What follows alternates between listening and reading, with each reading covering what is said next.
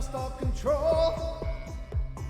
Gravity is all that I know. She's over me. She's over me. She comes me with her hypnotic dance. She holds me here with only a glance. She's over me. She's over me.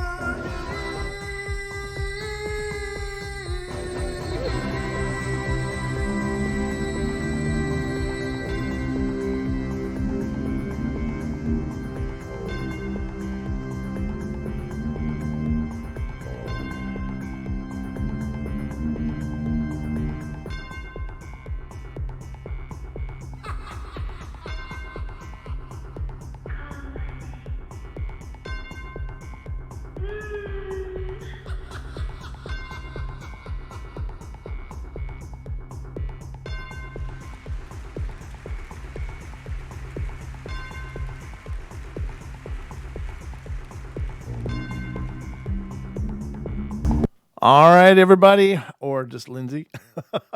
Welcome to the Paranormal Portal. How you doing tonight? Thanks for being here. I hope you're having a good day. Oh, hi, Sharon. Good to see you. Hello, Lindsay and Sharon. It looks like it's three of us in here now. Kind of a slow start, but that's okay. It's just the way it rolls sometimes. Takes people some time to get in the door, or maybe there's something else going on tonight. I don't know. I never know what the hell's going on, except I always try to remember when I'm supposed to be going on, because that's, of course, important.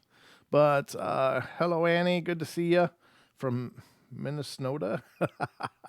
Annie, I'm a Minnesotan export myself. I currently live in the north of Idaho, but I used to live in and am from Minnesota. So I know what you mean. And generally, you guys have it pretty cold there, too. So pretty incredible. Hi, Dawn. How you doing? Good to see you. Thanks for coming in. And I don't know. It's a slow start tonight, but it's okay. I mean, I'll do the show for one person if that's all that shows up. That's fine as well. Of course, I like it when there's more of you guys. It makes it more more exciting for me. But I'm happy that someone is coming in and checking it out. That to me is good. Contraband, how you doing? Great to see you. Great to see you. Let's see. MCAT, how you doing, brother? Thanks for coming in. MCAT, gotta talk to you later. I don't know. I'll have to remember to fire you a comment or a message later, because there's something I want to check out with you and see what you think, and hopefully it'll all work out. But I think it's pretty cool. But anyway, how you guys doing tonight? It's been a rough day. I'm sorry to hear that. You all right? I hope you're okay. I mean, it's good. What I have to share with you is good, I think, but just would like you to be a part of it. So if that's at all possible. But where was I? Oh, yeah. Oh, okay, good. He's okay. All right. Well, that's the most important thing, of course, is that he's okay. So, but welcome, everybody. This is the Paranormal Portal Night Terrors. I'm your host, Brent Thomas, and we are getting underway here. Hope you guys are doing great, having a good week, and following the long weekend. It's kind of hard to get back into the groove, I suppose, but my days all kind of look the same, so it's all, they just have different names, but what I'm doing every day is pretty much the same, which is good because I love what I'm doing, so I'm not complaining. But we are here, and throughout the show tonight, the phone lines will be open for you to take part. So I'd love to hear from you guys if you want to call in and share something paranormal of your very own with us here on the show. The listener, when you guys participate, it is just such. I mean, every show is fun and hopefully has good information and it's entertaining. But for me, it's way more entertaining when you guys call in and share what's going on with you, or what you've experienced, what you've seen, even what you think on some of the stuff that we discuss, because I don't pretend to have all the answers. I don't. I'm just an enthusiast. I'm not an expert, nor do I believe there are experts. I think that we are all, every viewpoint is just as valid as the next. We just don't know about any of this stuff. So we have ideas, we have theories, and we have this forum to discuss those things. So if you want to be a part of the show, please call in 720-923-0500. It is the way to get in touch with the portal. Thanks for posting that, Moog. Good to see it up there. Big Rob, welcome. Bigfoot, Michigan, Rob, good to see you as well. Stacy Private Eye came in. Suzanne, hello. It's great to see all you guys. Thank you so much for coming in. I'm just kind of minding the chat to see what looks like we're finally climbing here. So it's not just me and Lindsay. Lindsay and I were the only ones here when I turned on the lights. It was like, well, this could be a small show. Hi, Heather. Good to see you. Wonderful to see you. Great to see you. Anyone else? I hope I've been shouting out everybody I'm seeing as they come in. I mean, Sam Squanch. Good to see you. Sam Squatch, rather. Sam Squanch. I'm thinking of Trailer Park Boys. Sorry about that. But Sam Squatch, good to see you. It's always wonderful to see all you guys come in every night and to take part in the show. I was over watching Kev Baker's show a little earlier. He had Nano Girl on, and that was a good nutrition topic. I learned a bit while I was able to stay there. Hi, Chris Jarvis. Good to see you. Pharmacy Seeds. How you doing, brother? Great to see you back in the door. We missed you, but I'm thrilled you're here. And I don't know. I guess I can't think of anything else. Remember, if you want to support the show, the link is up here for the donate if you just want to donate. Otherwise, head over to teespring.com /stores/paranormal-portal. The link is in the description. Remember, Don, I showcased it yesterday, but Don created this whole new design for some shirts, and it's really epic. And I put a lot of love into it and did a hell of a job. So check out those new designs that are up in the store if something interests you. That would be wonderful. That goes a long way to support us, as well as the Paranormal Portal Paranormal Research Journal. Paranormal Investigation Journal, rather. It's our journal that we put together to help you. If you're getting into paranormal investigating, if you're going to investigate, one of the big things is compiling information, compiling data. And, it's there's a lot of things to remember in investigation: baselines, atmospherics, claims, and so on and so forth. And we've outlined a few of these things in here, as well as some places for notes, full pages of lines for notes and such. But these should hopefully help you to do comprehensive investigating, because there's nothing more important if you're actually investigating, not ghost hunting, but investigating, to have comprehensive data sets. Hello, Bomber. Good to see you. Love you too. Thanks for being here. And Linda, hello. We've missed you. And anyone else come in? And the journal is available on Amazon. And again, the link is in the description for all of this. And if you like the Portal music, you can head over to the brentthomas.bandcamp.com. And that link is in the description as well. And all of the songs, almost all of the songs, not the dubstep thing yet, but almost all the songs that I use on the show are there for download if you're interested. So that's all I got on the front end. I hope you guys are ready. Now it looks like we got a pretty full boat here, so I guess we can set sail into the Paranormal Portal. Hang on. Keep your hands and feet inside of the car at all times, and grab a beverage or libation of your choice. Sit back, snuggle up, and I'll do the driving. Are you ready? Because it's time for bed.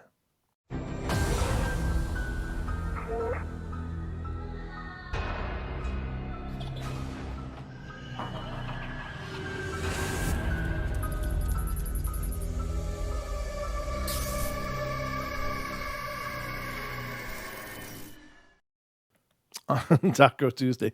Taco Violator says, it's Taco Tuesday. Of course it's Taco Tuesday. Every day's Taco Tuesday, I think. If you love you some tacos. And good to see you, Beth. Thanks for coming in. Raymond, good to see you. Or Ramon, sorry. Ramon, good to see you as well. So I hope Duke came in. Good to see you, Duke. Thought you missed us. So let's get this boat rolling, shall we? I got some stories pulled up. Some of the stories were from last night, but they were too long for the time we had left. So I'm going to read them now, if that's all good with you. Hold on a sec. I have to cough. Wonderful. Hi, Sharon. Good to see you. Thanks for coming in. And if I've missed anybody, hello to all of you out there. I know all of you aren't chatting. Some of you are just kicking back and listening, and welcome to the show. It means the world to me that you're here. So the first story tonight is coming from Missouri. If you're local, that's what you call it, but it's spelled like Missouri. So this one's kind of a really long one, so this is going to take a while. So buckle up, and we'll get into it here. Oh man.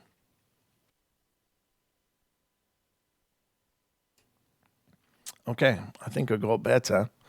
Man, I'm just froggy as hell. I was even doing warm ups before the show tonight to try to get on top of this before I actually start broadcasting. It is the winter air is what does it to me. It happens every year. It is so dry, so very very dry, and I've tried to get a humidifier to try to mitigate some of this, but you can't find a really good humidifier anymore. They're all just garbage. They last like a week. So anyway, let's start with Missouri here and see what's going on. It says, I want to apologize for the length of this. I can't tell an incident by just relating the facts. I am a writer at heart, and as such, I feel that it's important that I share everything. I believe in this case, it's important to give you the background to it, and I asked you to believe me when I say this was not easy for me to write. Out of all the ghosts I've met in my life, this one is the hardest for me to talk about. It strikes at me deeply and involves feelings and memories that I'd rather not remember at times. It happened in the spring of 1994. In fact, it was May. Life was going very hard at that time, and I was working two jobs, trying to attend school part-time. My marriage was going through its rough and final stages, and unknown to me at the time, I was suffering from end-stage renal disease, which would result years later with me having a kidney transplant. The simplest things of the day seemed to take a Herculean effort to get done. Every night I'd go to bed exhausted, hoping that the next day would never come. My wife and I had little or no social life outside of her large family, and we were constantly getting together for birthdays, anniversaries, weddings, and parties. And I liked this part of our relationship. I also had come from a large family, but we never seemed to be as close as my wife's, and I truly admired that about them. Sherry was my wife's cousin. She was tall and had strawberry blonde hair and blue eyes, and she had an aura about her that reminded me of old classic Hollywood movie stars such as Grace Kelly, Veronica Lake, or Doris Day. And she stood out in a crowd, not because she was beautiful, but because she projected a grace, elegance in my mind. People would look at her and just feel someone was different, and feel people would just look at her and feel was someone different. I don't know, that wasn't so well written, but we used to visit Sherry and her husband, who was a policeman in the town. Tom was a nice guy, and it doesn't say and what, but I imagine I would talk about his police work, guns, and life in our small town.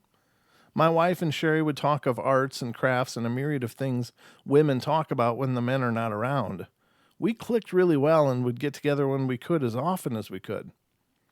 There came a time one season when one of my wife's relatives announced that they were getting married.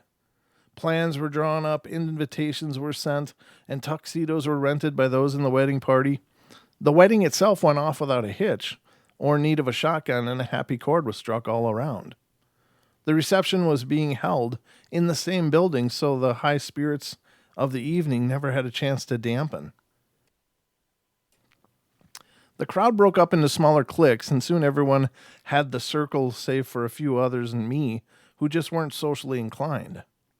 My wife had joined a group of relatives she hadn't seen in years and was busy catching up, and I sat there as the dutiful husband, letting my mind wander about any number of things, and music started soon enough as a DJ began to play the night's long list of requested songs. The lights were dimmed, and couples slowly began moving to the dance floor.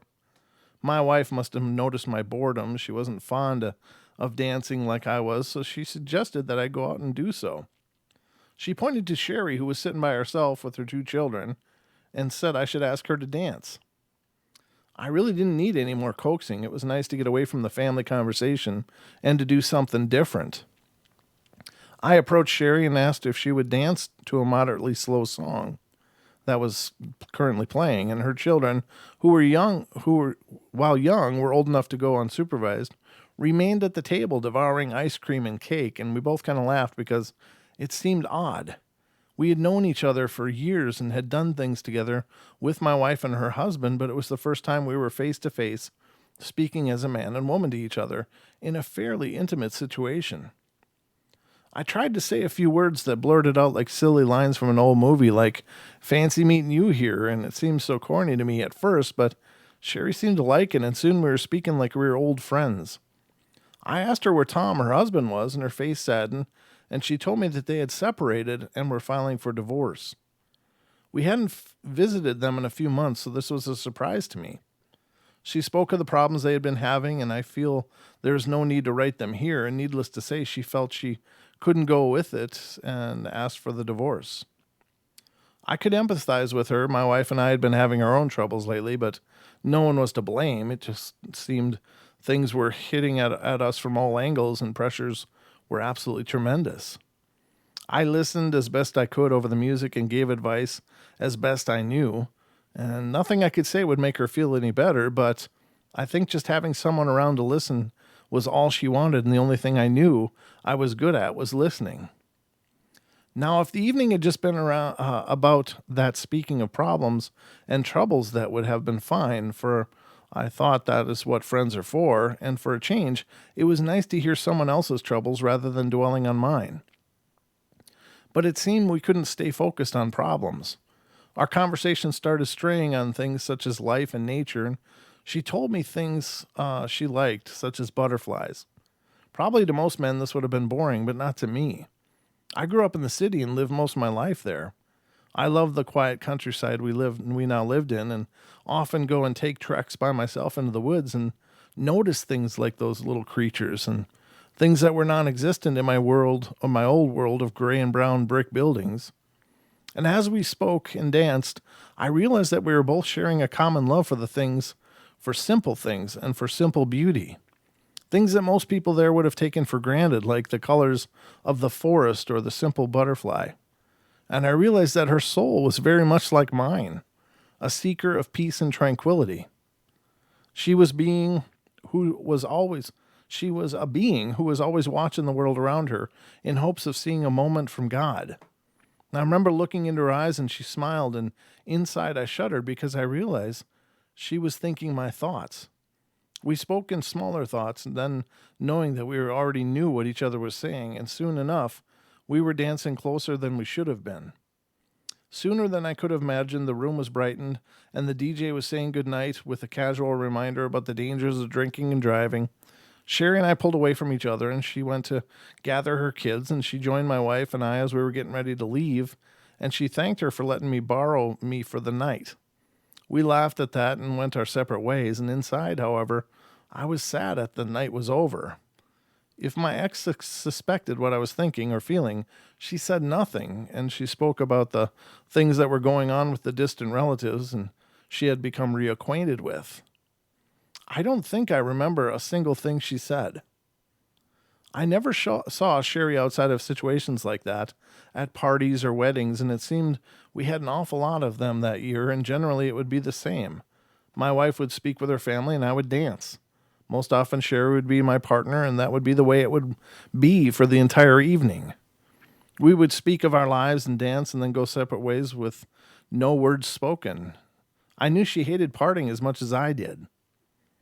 This was the way things were and the way they always were going to be. Our families were deeply religious, and if we were to ever act on our thoughts, the scandal would have been like the sun exploding. So, though Sherry was free, I knew I could never act upon that, and she knew that as well. We would always have to be happy with the few hours we could have out together as a family. And that was the way it was until the fall of '93, when one of Sherry's friends got married, and she was asked to be a bridesmaid. I remember seeing her that night for the first time in a peach-colored evening gown. She was stunning.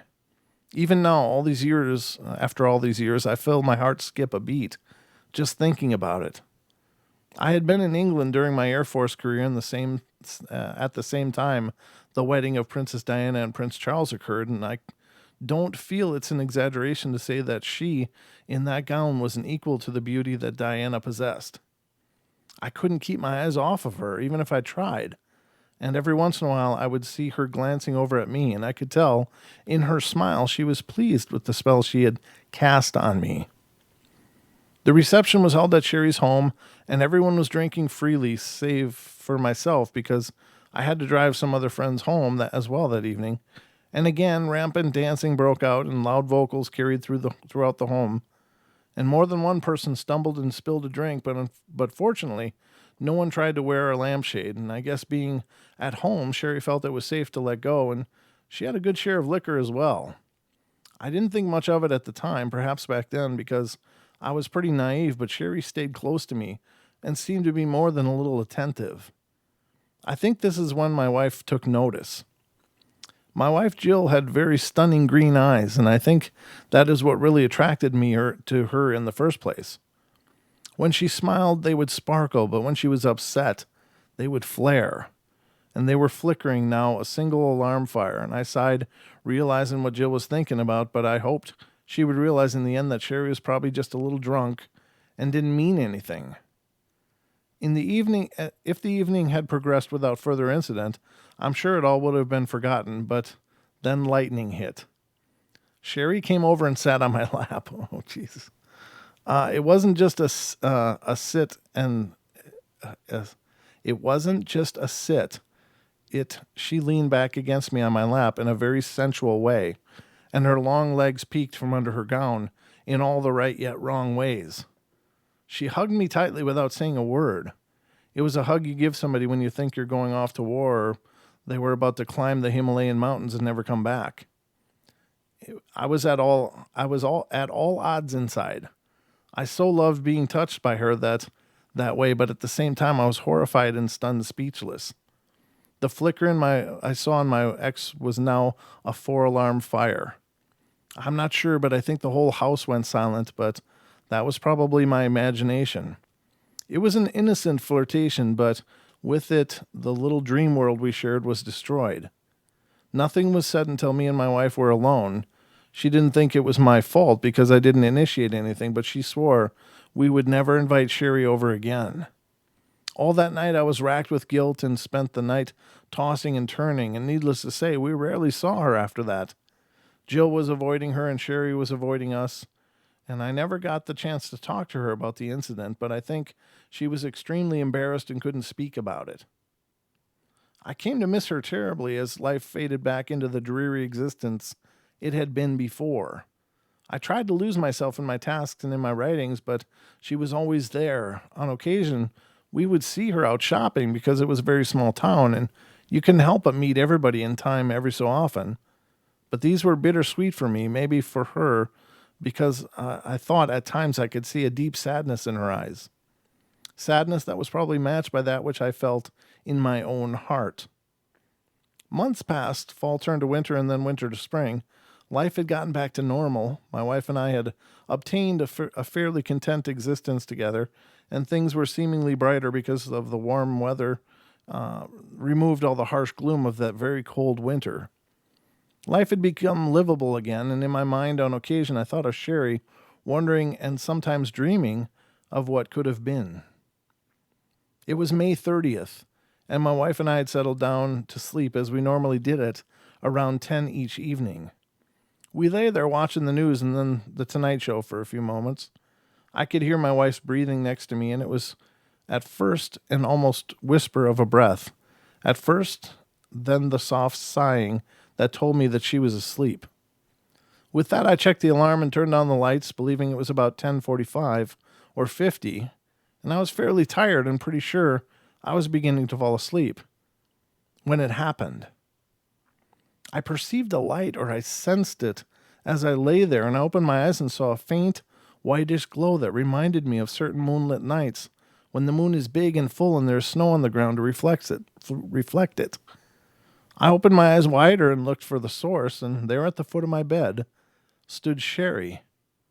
She was standing there in the sort of scrubs with overcoat that nurses sometimes wear in the emergency rooms, and she was staring at me as she did, and broke out into a big smile and started waving.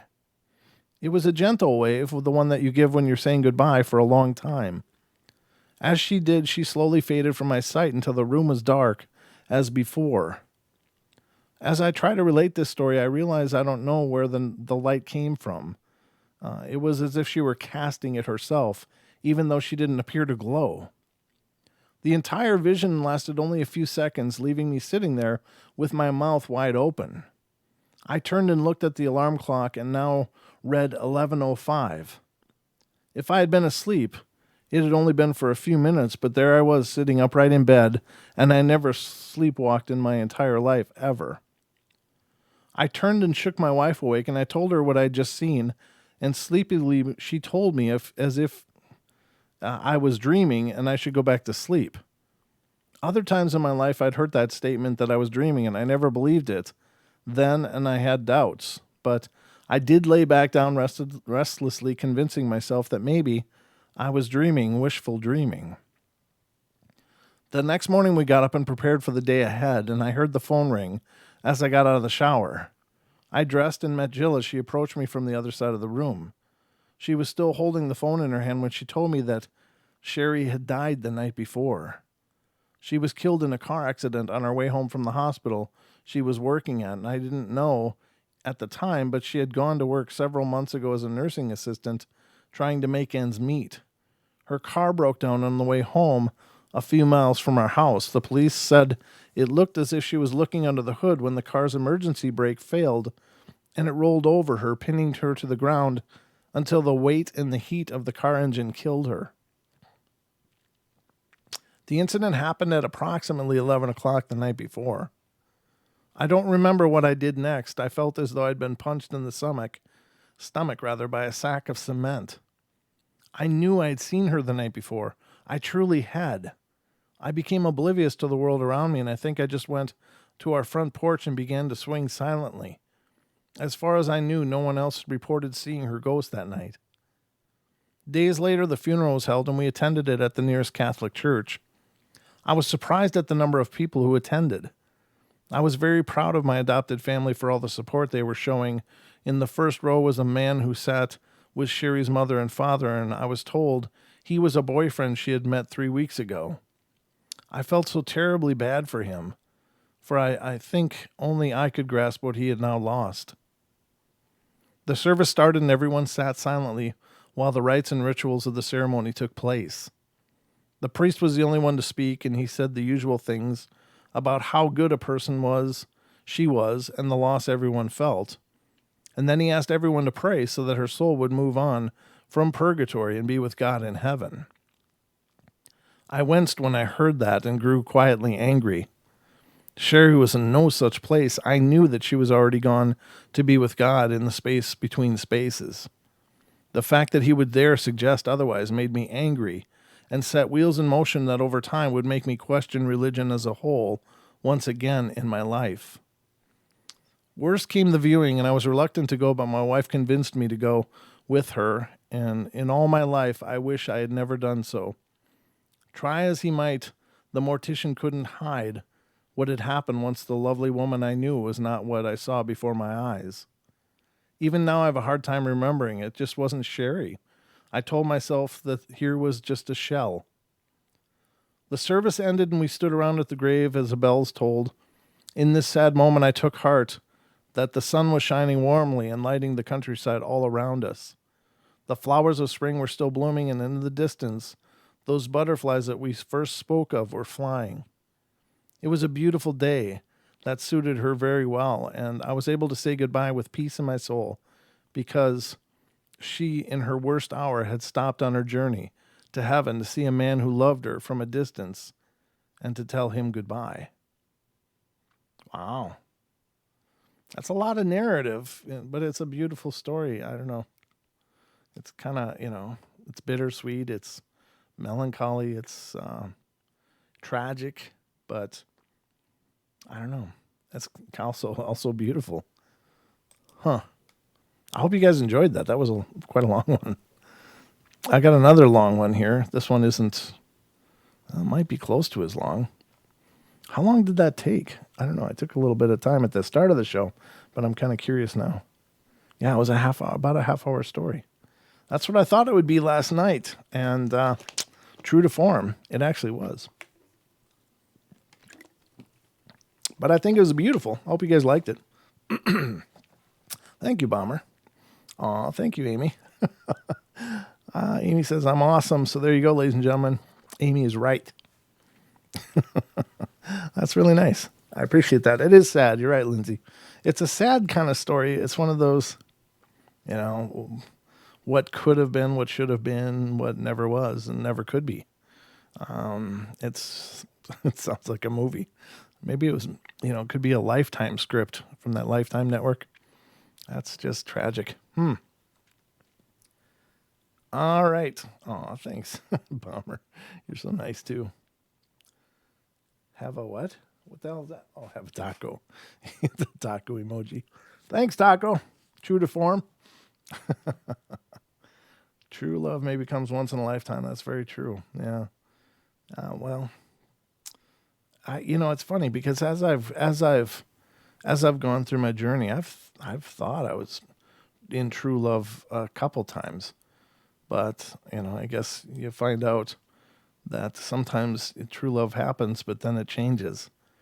And I think this isn't really about the show, but I think that life is a journey, and sometimes some people are meant to walk you through the entire thing, and others are just meant to help you for a while.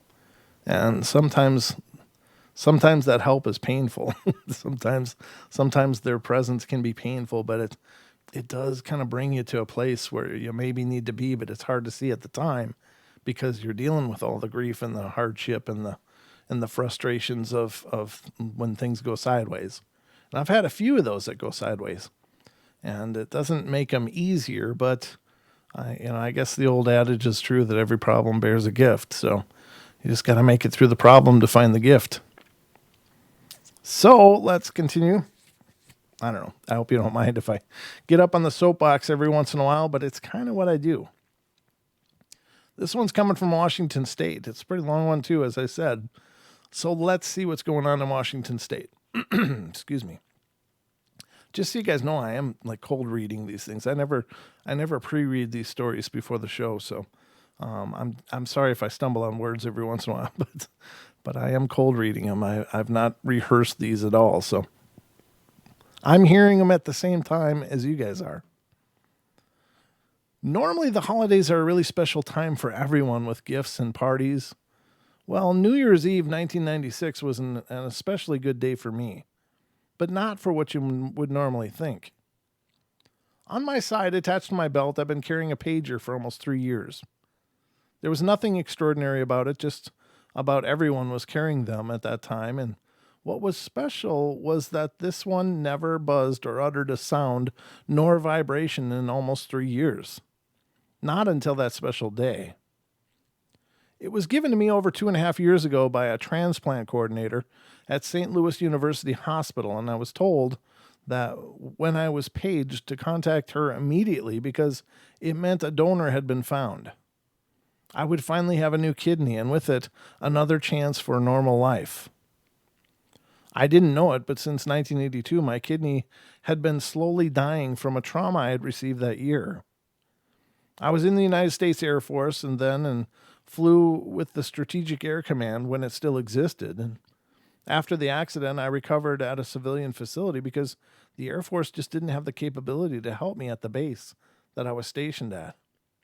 Frankly, I was glad of that because military medicine was filled with its own horror stories, and I didn't want to be the subject of a future one.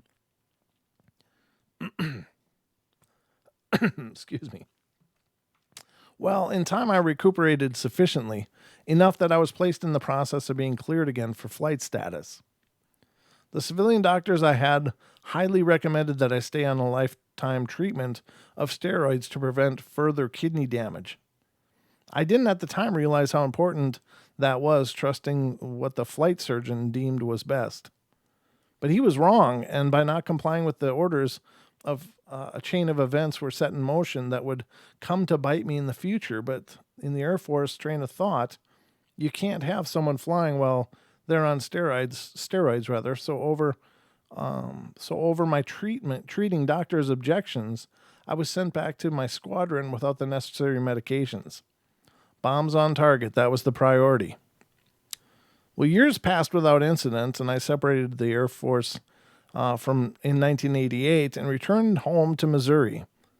Over the next few years, a variety of symptoms arose, such as migraine headaches and high blood pressure. No one thought much of these since everyone could have those conditions, but in 1993, the symptoms progressed into much worse things. Finally, someone made the correct diagnosis that my kidneys were failing, and in my old medical records were found letters written by my civilian doctors that warned of the very things that were happening now. So there it was. Now I'd been on a regimen of drugs and dialysis 3 times a week, and this would last until I could find a donor. It was a painful, miserable existence made all the worse by a recent divorce, plus I had already been diagnosed manic depressive, putting an even bigger strain on my already strained mind. Many times during my wait, I wondered if it was worth going on living. The world seemed like it had gone mad with the Oklahoma City bombing and the OJ trial, and I had no support group back then.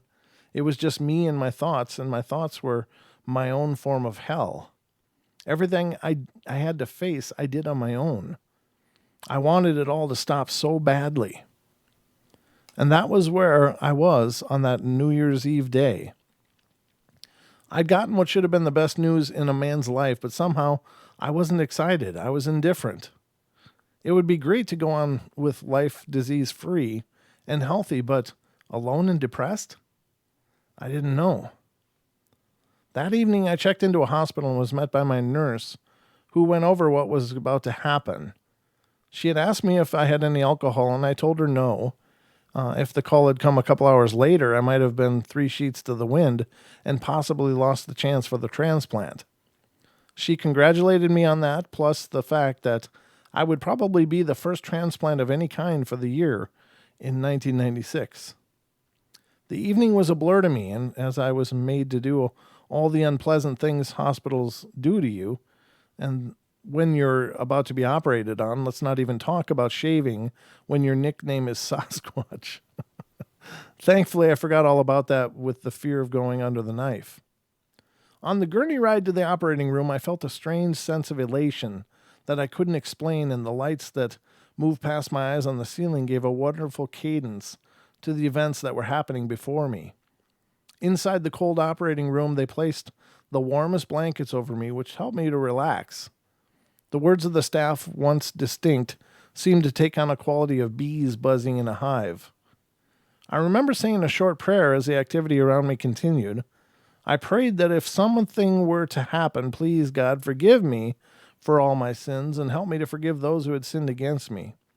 I was pretty sure I was going to make it, but wanted to cover all the bases.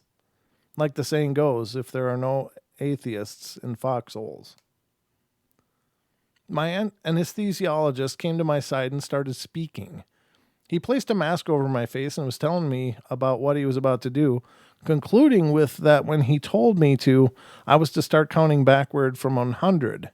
He gave the word and I started counting 100, 99, 98, 97, and then I was gone. Things seemed to happen instantaneously, and before I knew it, I was in the recovery room groggy with my eyes struggling to open and comprehend what was going on before me. I saw nurses and doctors in scrubs flitting around me, talking to other patients as I struggled just to form a word in my mouth. As I watched, the room seemed to twist and twirl for a moment before it came into focus. And when it did, it was the operating room, except not mine. It was a different one, and instead of me being the patient, I was standing among the doctors who were busy working on someone else's on the table. Their work seemed labored and rushed, and there was an electricity in the air that meant something really serious was happening, and it wasn't going well. I tried to look at who they were working on, but I just couldn't see past them. It never occurred to me that I shouldn't be there in the first place, or the doctors didn't seem to mind my presence. At last, it seemed everything went quiet, and the doctors moved from the patient on the table and stood together.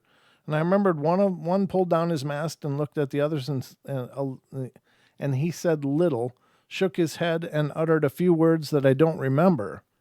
What stands out to me was that he was an older fellow with gray hair, blue eyes under a small pair of glasses. He appeared to have authority, for he seemed to be given instructions that everybody followed. I felt later that this doctor was instructing the rest to mark the time of death of the patient on the table. No sooner had I comprehended this scene when the room again whirled and faded, and I was transported somewhere else. This time I was in a large bathroom of what seemed to be an apartment building. I don't know where it was, but I remember a window being open and the sounds of smells of the inner city were coming in. Somewhere I was getting the impression it was on the East Coast, maybe New York, but before me in the bathroom, again, a scene was acting itself out. There was a man laying on the floor, and he was thin and muscular with olive complexion, and I'm Puerto Rican on my mother's side, and he appeared to be Puerto Rican as well. His unconscious face was muscular and gaunt, and a thin mustache grew, giving him the look of a gangster from Chicago's Roaring Twenties. He wore jeans and a shirt that would be called a wife beater today. And around him, the other men stood and leaned, attempting to rouse him from the floor. Roberto, wake up, one of them said. He looked a lot like the man on the floor, so much that it could have been his brother. He doesn't look good, said another. Go and call an ambulance, he directed someone. Well, I knew instinctively that this was the man I saw operated on earlier, and he wasn't going to survive. With these thoughts, the room blurred again and vanished, and my recovery room took its place, appearing as it did just before my vision. Still weak and lightheaded, I could tell everything was going on normally except for one thing. Next to me, standing by my bed, was the man who I had seen dying just moments before in my vision. He was staring at me with his arms crossed, his eyes fixed and serious. He was regarding me, sizing me up, wondering, I believe, if I was worthy of something. He looked so much in contrast to the professionals in the room. After a moment, he spoke directly and with great clarity. His speech was purely for my benefit, and he wanted me to know it. He said, I gave you that kidney. Now take care of it. And with that, he vanished into the air. The next day, a blizzard hit St. Louis area, and I spent the next 3 days alone with no visitors as the city dug itself out. I didn't tell anyone of what I'd experienced. It was just chiseled into my mind as if on a tombstone. There would be no way I would ever forget it. 3 days later, I was discharged and on my way home, and I stopped by, as requested, to see my transplant nurse. And while there, I told her what had happened and asked if maybe I'd been hallucinating. She couldn't answer that, but it was impossible, she said. Still, she confided something to me, and I wasn't the only one who had told her something like that had happened to them during a transplant. She went another step forward and told me that while she couldn't tell me about the donor, she could tell me that his first name was Robert. Some would argue that it was hallucination brought on by the anesthetic. Anything is possible, but I don't believe it. I know what I saw and still remember it vividly. I got a kidney from a man who hoped it wouldn't be wasted. That in itself puts a big responsibility on me. I've always hoped I've done him proud. I've had my moments when I've stumbled and did things he wouldn't approve of, but for the most part, I think he's been pleased for what I've not seen him since my operation. I'm trying to do something with the time he's giving me. In relating this and other tales of my experience, I hope I'm giving hope to those who need something to believe in. Those people, perhaps like yourself, who can't seem to understand the world or if it's worth living. Maybe you wonder if there's something on the other side. Well, I know there is, and so does he. He gave me the lesson that no life is ever wasted unless we allow it to be. To this day, I still jokingly refer to my transplanted kidney as Roberto. Wow. Another cool story. I like that. I like these stories tonight. They're very good. I've heard stories of people that have received transplants, and one of them was really, really kind of wild. And I don't remember the organ that was transplanted. I think it may have been a kidney or something like that. But there was one guy who was just a health nut. Jogged. I think he was vegan, or just really extraordinarily concerned with what he put into his body. And this guy was always working out, always exercising, always taking really good care of his health and himself. And something happened, or he somehow, if he had an accident or something that damaged one of his organs, well, he did find a transplant, and was able to get a life saving transplant that restored his life as well. But the funny thing is the guy didn't know anything about the donor, and most times you don't. It's not really part of what is shared to people who receive organs. But um, he said that afterwards he developed this crazy desire and passion for chicken McNuggets at McDonald's, and he suddenly would find himself almost unconsciously going through drive-throughs getting chicken McNuggets. And he didn't understand it, but he was able to track down the person who had donated the organ. And it was a younger guy, like 18 or 20-ish years old. And the one thing that was pointed out in people that knew this guy was his absolute passion for chicken McNuggets. And so that was transplanted as well. So you got to wonder, is there a spiritual a part of the spirit? Is there a spiritual fragment, or does part of the spirit of that person then live in you? Excuse me. Sorry, that's gross. I don't like that. Does part of that carry over to the next person?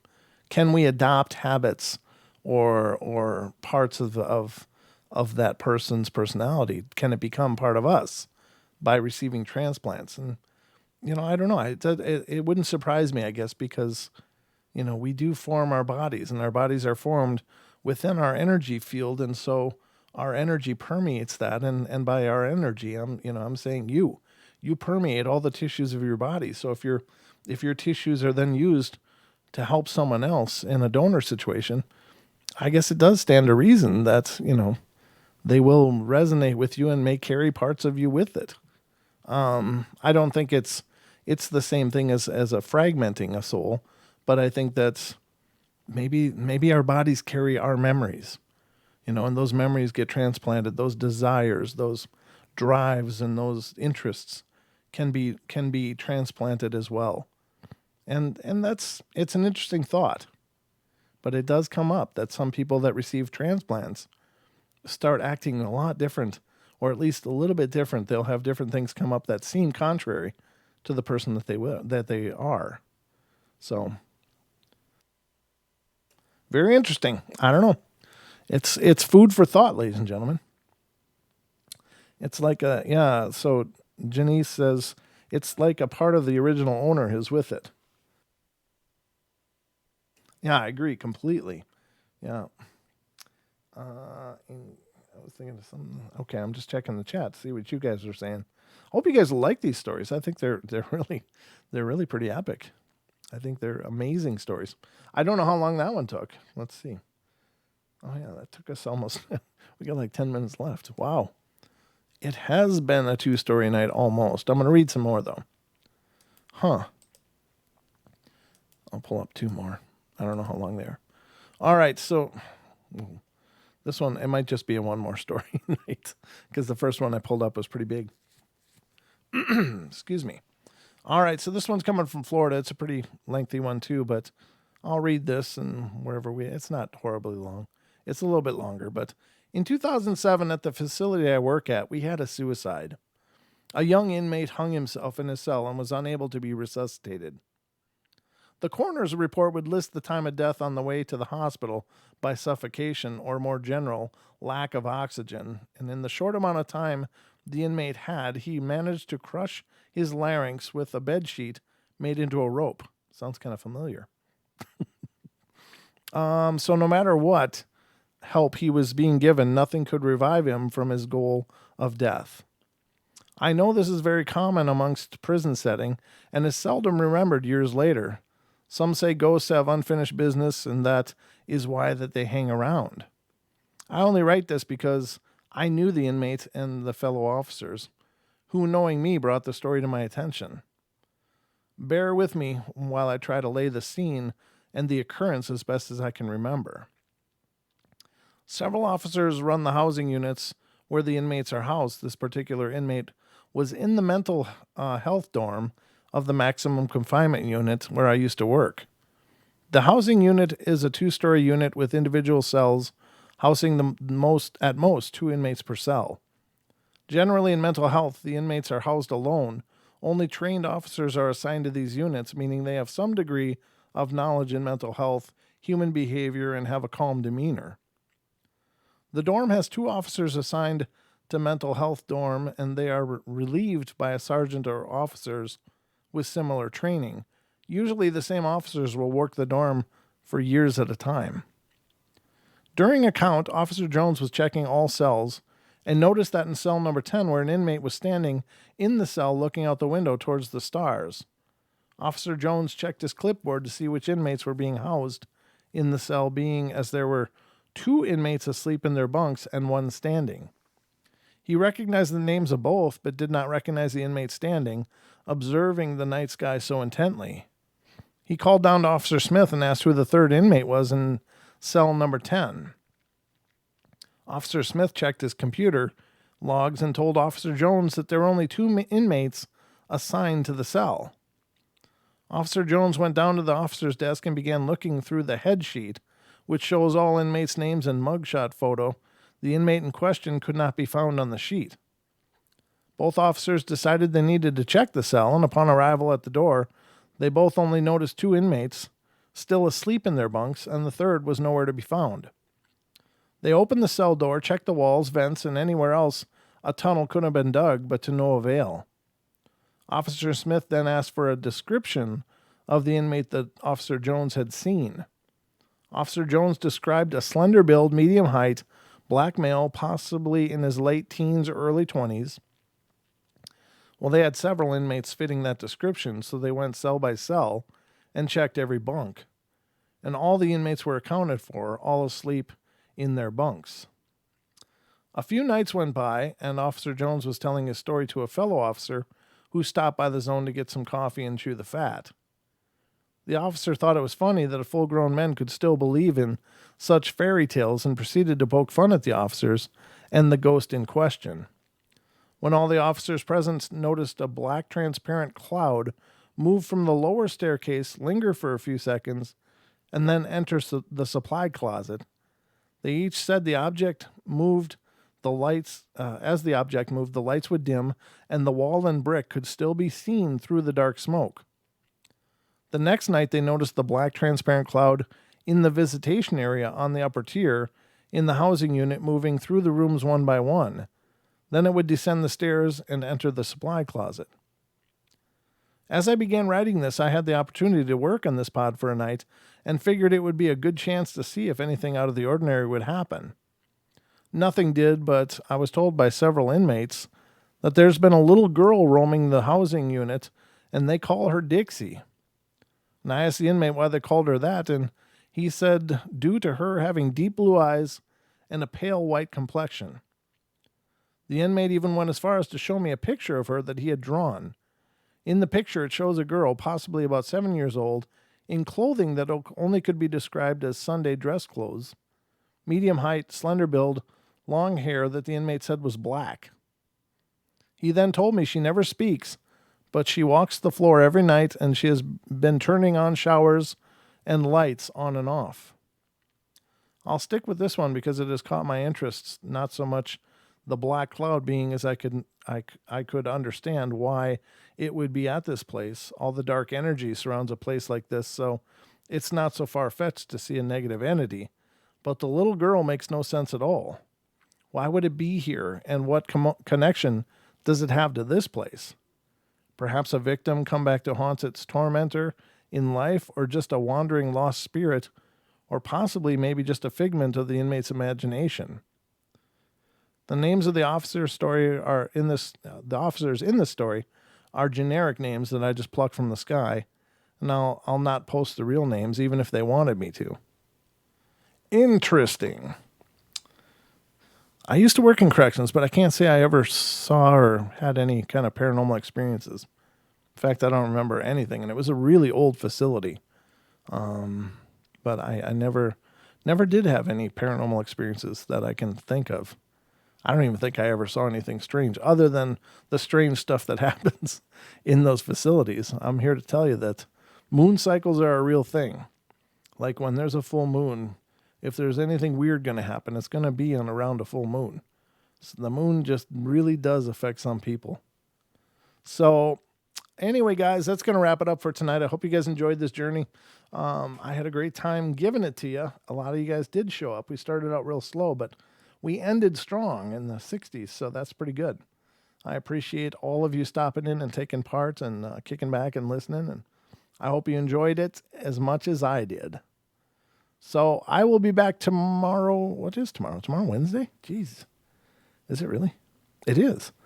I will be back tomorrow, and I won't be alone because I'll bring the beard with me. Mr. Don Longbeard will be joining me here tomorrow night for 2 hours, and hope you guys will hang out and be a part of it with us. But I hope you guys have a wonderful day tomorrow, and everything goes absolutely brilliantly for you.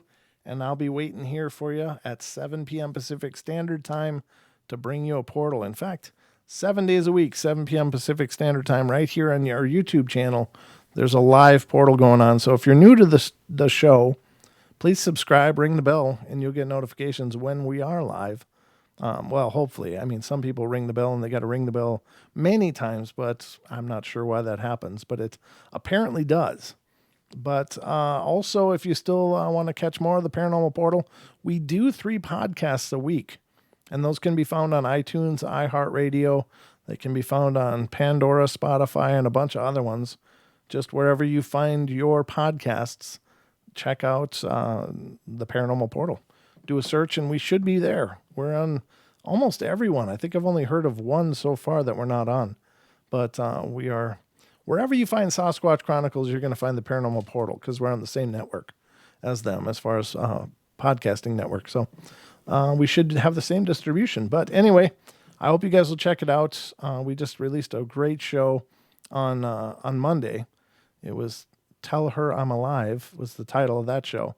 And it was a great interview with a woman named Annie from Washington State, who shared a whole bunch of really amazing things that she's experienced, and really some incredible tales and some amazing insights on top of that. So hope you'll check it out. And we got another one coming out tomorrow, so a brand new one. So 3 times a week we release the podcasts.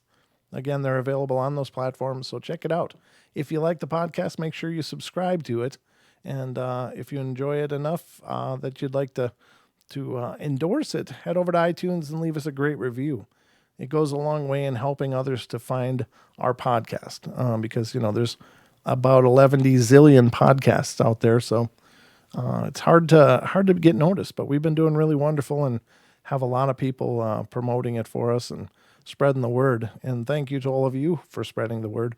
If you've done so, it really, really makes a big difference. You can follow us on Facebook, facebook.com/Paranormal Portal Radio.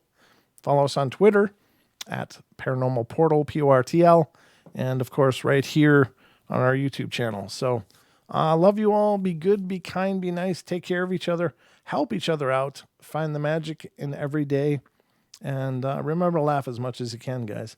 So I'll be back tomorrow with Don, and we'll shake it up for 2 full hours. We'll see you then. I hope you guys have a great day tomorrow, and sweet dreams.